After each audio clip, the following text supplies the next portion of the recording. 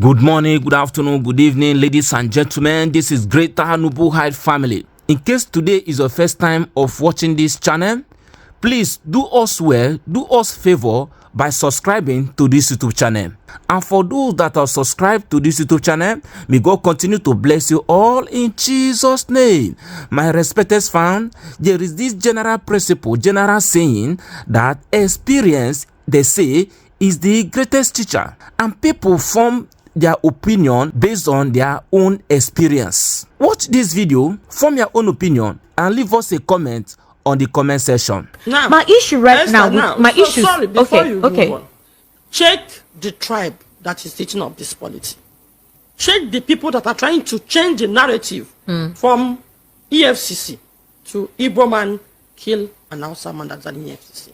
It will certainly be from our brothers, some of our brothers from the Southwest. And I think Igbos, we need to rise and meet the leaders of the Southwest to caution them about this hitting up the polity, not just hitting up, making false statements. Some of them are even working government officials. Exactly. In fact, one of them are politicians. One of them that was suspended from the Lagos state government, I think his name is Ajay or something, the one who wrote that those who actually burnt TVC or whatever were hunted and executed, and then the Lagos state governor actually suspended him. If you go to his social media accounts, you see statements that are bigotry related. It's quite unfortunate that government officials are meant to promote unity, and the government will turn their eyes away from it. Look at this chief that was recently released. The chief that, out of frustration, after the election, the Lagos state government watched as Igbos were being attacked, killed, their properties burnt. We were helpless. Police were not helping us. The government were not helping us.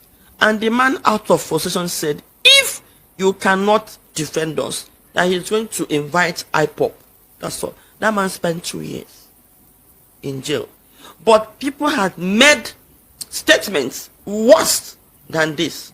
A lot. No, somebody threatened the president's wife, and nothing happened. Exactly, will not even fight them to invite them for questioning. So that's why I said this very government is trying to revive the 1966 genocide, and it's going on in the Southeast already. In fact, there is a guerrilla war going on in the Southeast. There is a war going on. You know, during the war in 1966, yes, there was war in the Southeast, and there were normalcy in the West. And yes, and in the they were even enjoying free education. In fact, the way we are listening to what is going on in the Southeast now is the same. So, the APC government came in to finish up where they stopped in 1970, but now they want to catch Igbos unaware. They are doing it in guerrilla style. So you won't even understand what is what is going on.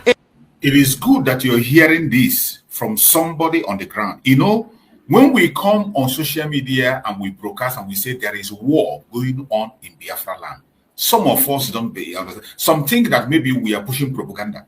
When we say there is war going on in Biafran territory, some of you don't believe it. But the person that is speaking here now is a journalist on the ground, saying it that the guerrilla warfare is going on, and they have continued. The 1970 war, 1967 to 70 war has continued under this APC government. They are carrying out guerrilla warfare against Biafran people, and it's difficult to understand. The chief of army staff announced it. He called it guerrilla warfare. Later on, he said asymmetric warfare. And in all terms, it is warfare going on in Biafra territory, even as we speak. You know, when we say it, because we are on social media, some of them will say, oh, you are making things up here. But this is somebody speaking on the conventional media, a journalist on the ground, telling you that there is war going on in Biafra land. You see, this is why we bring these informations out, so that you hear it from them. Let it not be that only we are talking. And I believe that the Finnish authority is hearing it. The whole world is hearing this. The Finnish authority that is saying that they don't know why Mazi Simon is doing what he's doing, or they don't have evidence, or they are looking for evidence why Simon is doing. Look at a clear evidence.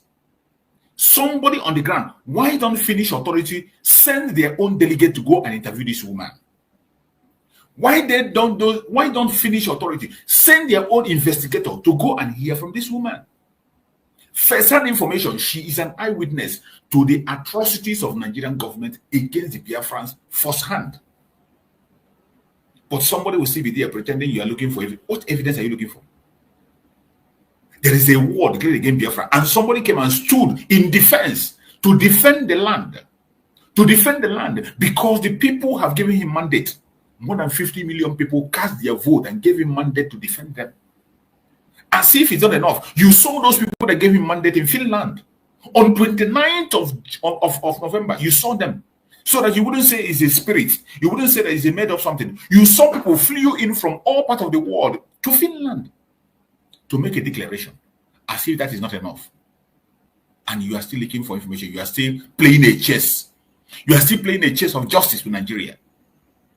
Is there any need to play such chess?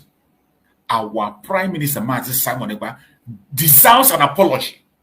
In fact, he must to be released immediately and paid compensation because he has not committed any crime. He has not committed any crime.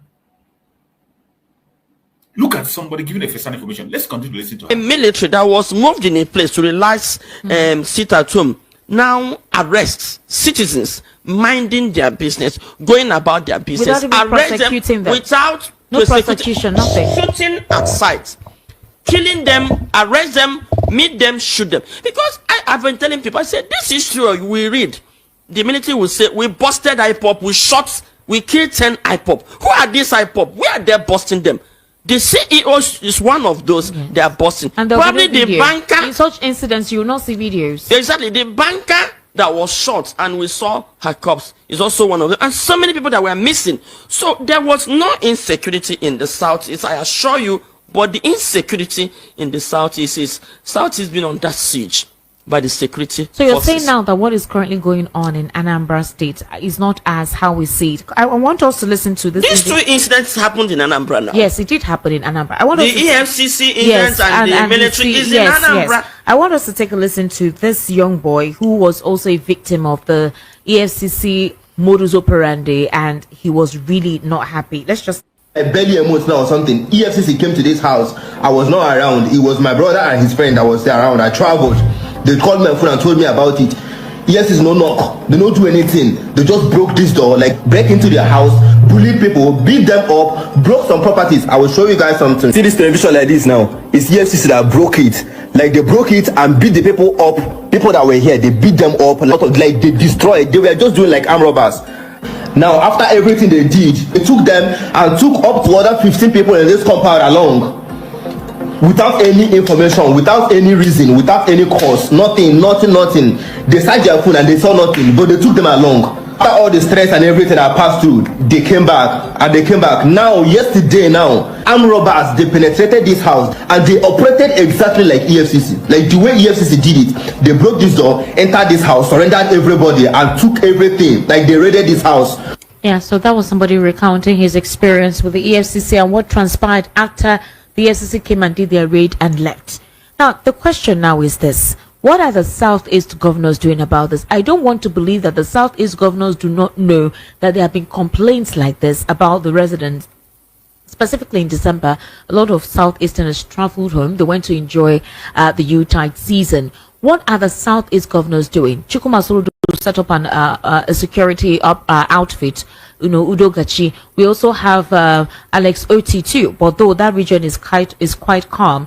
Peter Rumba of Enugu State, that particular state is quite calm. Ebonyi, Francis Nwifuru, that place is quite calm. So the area that is actually experiencing this surge in volatility of criminal activities supposedly is Imo State and Anambra State. So if you remember, the Southwest, they had apprehended that Boko Haram or ISWAP members, they have sleeper cells in the Southwest.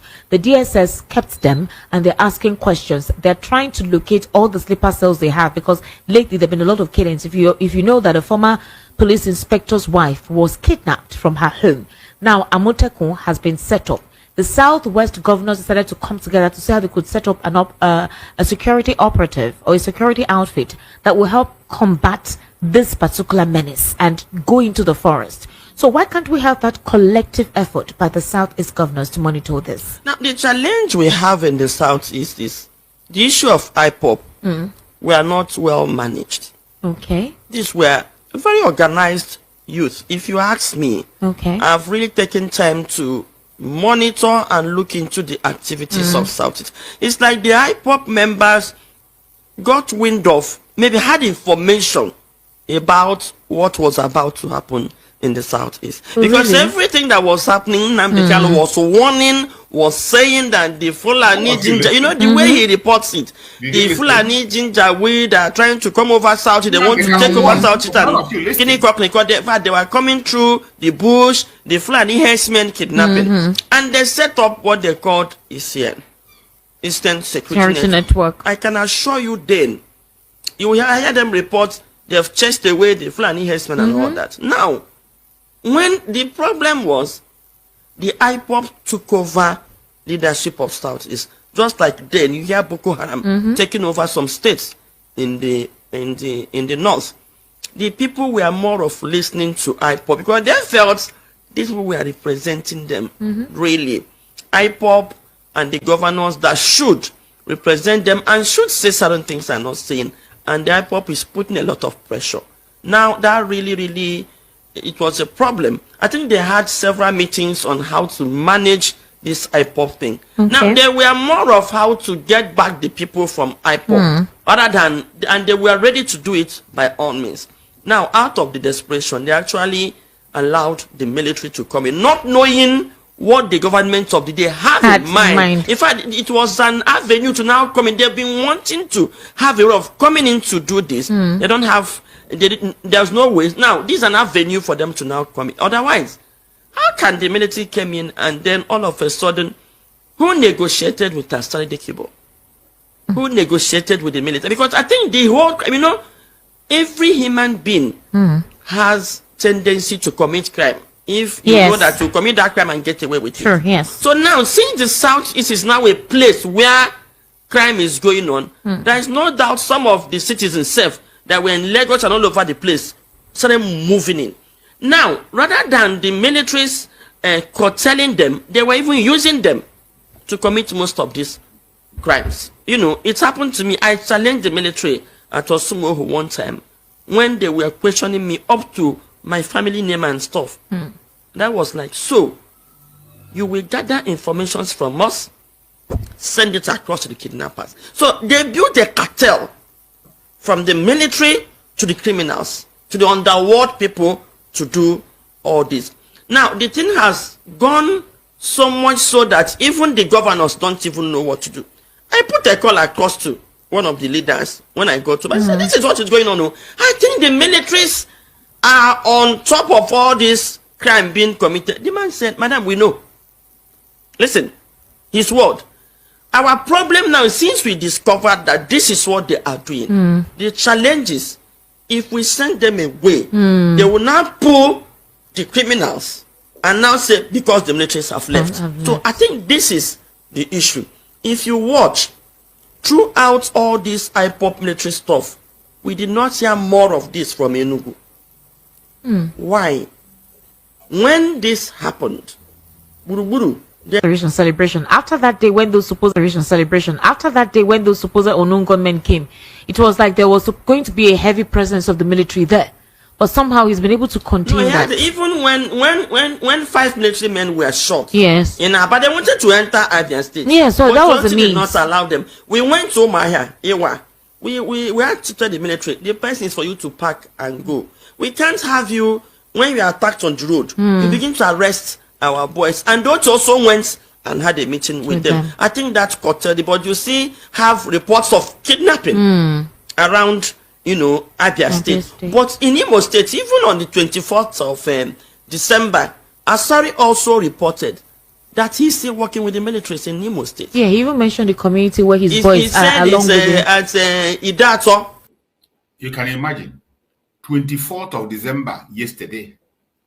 You know, when we talk about the issue of Asara, some of you think, oh, this one happened before. Just yesterday, Asara Dokubo is still boasting of operating military in Biafran territory, destroying innocent lives in Imo State. Destroying innocent life in Imo State. These informations are in the public, and the Finnish authority is saying they are looking for evidence. And they will come and they will tell you about unknown gunmen.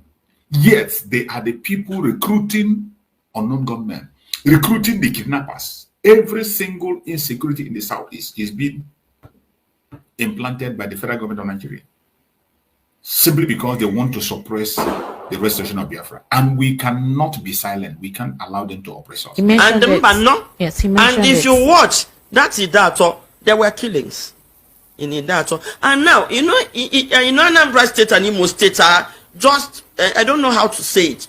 From all over the place, they have boundaries. From that Idato, Anambra have boundaries. From Olo, Anambra have boundaries. You get it? So I think they are moving from Imo State to Anambra State. Now, if you look at some communities in Anambra State, put up serious security. They put up serious security. In those places, there were no incidents. Like Okpo. In fact, they all ran away from home. But this time around, they raised up to more than 500 security men. That was where Denko had his mother's burial.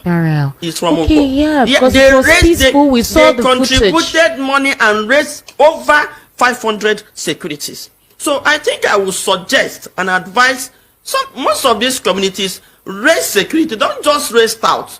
Contribute good money.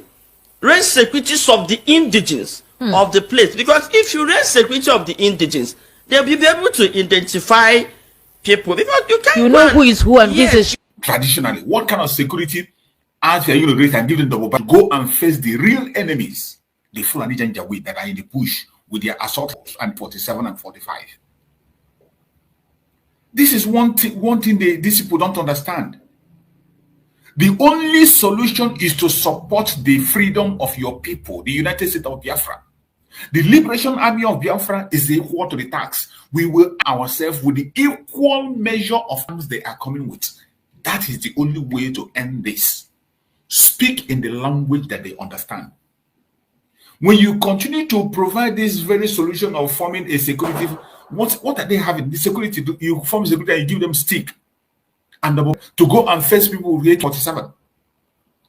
And when we talk about the security, the same security outfit that the people that are going to form, tomorrow they will politicize them and they now begin to use them as stocks. At the end of the day, every single security they put, all these people, when they put it, the next thing they will begin to chase is the Biafran people. Everyone they form, go and check their speech. The next speech they will make, they are going to look for people who are agitating for Biafra. They are looking for Biafran Liberation Army. They are looking for ESN. Every security outfit they form. And that is why nobody should open his mouth. And we know that you people are in Nigeria. There are certain things you cannot say. We understand. You are in Nigeria. You are in their media. There are certain things you cannot say. We can understand. But this solution you are giving here doesn't add up. It doesn't add up. There is no security outfit you're going to form to confront this enemy. The only people that has the power, the authority to equal the same measure of amount the power they're coming from is the Liberation Army under the United States of Biafra. If you begin to form any security outfit under Nigeria, you are creating more problem. You are creating more problem. You are creating more problem. You see what turned out from your Ebubago. Ebubago turned out to become a terrorist and kidnapping group. And the whole South protested. They don't want it. Did they remove it? No. You see AVG. AVG protested. AVG, their own work is to go against Biafrans, take their life, and even kidnap. You saw is it Andy Oba or which Oba? One of those Obas, when he formed his own security outfit. It was against the Biafrans to kidnap and to maim. And this is what they will always do. It is only the Liberation Army of Biafra. Form a security under the United States of Biafra, and then you can be defended. You'll be assured that your defense will be assured. We know that you people are in Nigeria. You can't talk the way we talk, but we have the solution. And that is when we speak from afar, we speak that the world might hear. Where are the United Nations? Where is Finnish authority that is looking for evidence? Come and listen to this program. Get your evidence as much as you can. Go on the ground and tell you people. There are people who are ready to talk. There is no solution in Nigeria. That is why our Prime Minister said that freedom is going to come from abroad. If you are forming any security outfit to free you in Nigeria, you are wasting time. You are only creating more problems. Freedom is going to come from outside. It is going to come from outside, from the Liberation Army. And that is why we are not stopping. We will continue to pursue and move until we get to our destination. It is very painful when you hear the story of that people, those Fulanis we are captured. This one is they captured them on sea in the aim of fire. They said after exchange of fire, they were able to capture 3. After exchanging fire, they captured 3, others escaped. Exchanging fire with people that have AK-47. After the exchange, they were able to capture 3. And you see how those 3 were being treated like none of them had a scratch in their body. They were not even beaten. You see how the way they posed, the way they were even looking, I see they were the kind of pride in them with that kind of crime. But look at their own brother, how they tied him like a goat.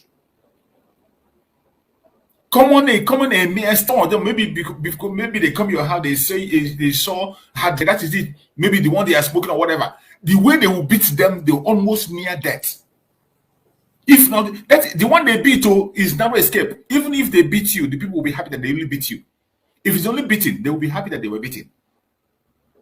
They take the life of innocent people simply because of one minor crime. But now, when you confront the real that we are hammering about, shouting about, that are the main kidnappers, the men that are occupied the bushes, they kidnap and they say they are waiting for time to unleash me. The main kidnappers that are sending information every day, terrorizing people, taking innocent. When they catch them, they treat them with kid gloves.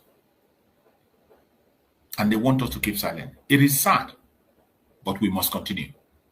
You cannot bring somebody from Bayelsa to come and guide you. It is not possible. So I think majorly, what is happening in the Southeast is a creation of the federal government of Nigeria. They can't escape it because there have been so many incidents of military activities, and the government have not said anything about it. Some of these accusations, the militaries have not said anything about it. So how can you be saying you are shooting? You are shooting. No, the military has said something. The military blamed it actually on IPOB.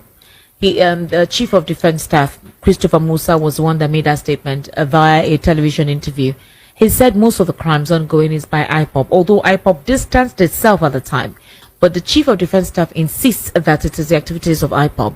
And then they ask questions about the frisking that takes place along the routes when you're going to the southeast, because I remember I watched that interview, and they said that frisking has helped save a lot of lives. So on several occasions, they've caught some of them with weapon or whatnot.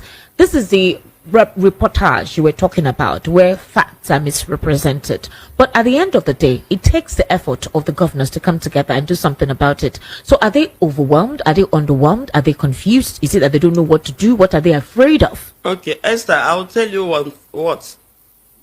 We've had several occasions where people are being attacked, not up to 5 minutes drive from military checkpoints. Now, if people run back to the military to report them, they'll be like, and so? They don't go. We've had these reports of if you call military or police in the southeast, that something is going on. In fact, police now are responding. The military will not respond to you. Even if it means 2 minutes drive from where they are, they will not respond. So him saying that even in the southeast, all they do is collect money. I've not seen them do it other than collect money, cause a long hold up, and be collecting money. That's all they do. They don't do any other thing. So him saying that whatever they do now, the IPOB in question, Esther, an average Igbo man is IPOB at heart. They have that support. IPOB have no office. IPOB have no. It's not like OPC doing something or Boko Haram. No, they go about their business. They use media to pass the information. They said they want to get their freedom without shooting. They want to use the civil means to get it, and they have mentioned it.